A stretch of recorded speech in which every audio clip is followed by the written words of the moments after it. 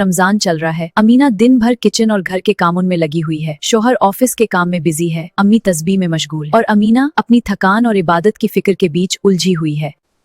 अमीना, इफ्तार में दही भल्ले बना लेना प्लीज, और मेरी व्हाइट शर्ट भी प्रेस कर देना। बेटा, मेरी दवाई का वक्त हो गया। या अल्लाह, सुबह से भाग रही हूँ, एक पल रुकने का वक्त नहीं मिला। मेरा रमजान कैसा जा रहा है? न कुरान, न तस्बीह, न सुकून। अस्सलाम वालेकुम अमीना, सोचा आज अपनी दोस्त को सरप्राइज कर दूं। फातिमा, मेरा रमजान जाया हो रहा है।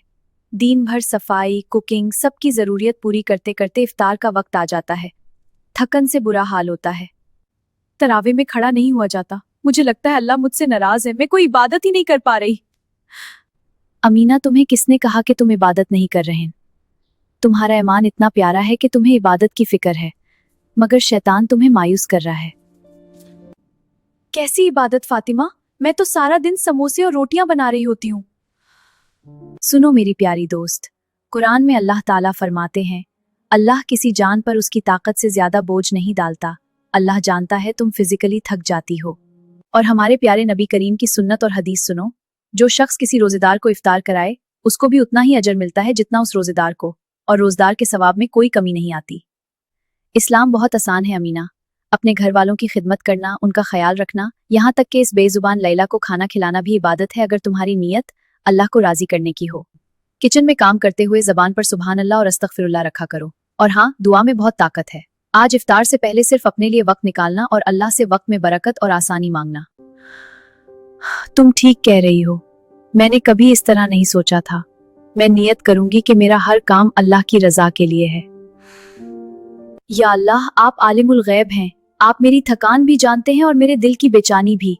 या अल्लाह, मेरे इस काम को, इस खिदमत को मेरी इबादत बना दे, मुझे कबूल कर ले। या अल्लाह, मेरे जिस्म को ताकत दे और मेरे वक्त में ऐसी बरकत अता फरमा कि मैं तेरी और ज्यादा इबादत कर सकूं। मेरे दिल में और मेरे घर में सुकून डाल दे। मीना की आंखों से 2 कतरे आंसू गिरते हैं, मगर इस दफा ये बेबसी के आंसू नहीं, बल्कि अल्लाह से ताल्लुक के आंसू हैं। अजाने मगरिब गूंजती है। अमीना, तुम पिछले दिनों बहुत थक गई थी। मुझे एहसास ही नहीं हुआ कि मैं कितना डिमांडिंग हो गया था। ये आलू और प्याज में काट देता हूँ, तुम जाकर थोड़ी देर आराम कर लो। शुक्रिया आदिल, तुम कितने अच्छे हो। जीती रहो बेटा, तुम इस घर का इतना ख्याल रखती हो। अल्लाह तुम्हें दुनिया और आखिरत में अजर दे। जज़ाकिल्लाह खैर अम्मी।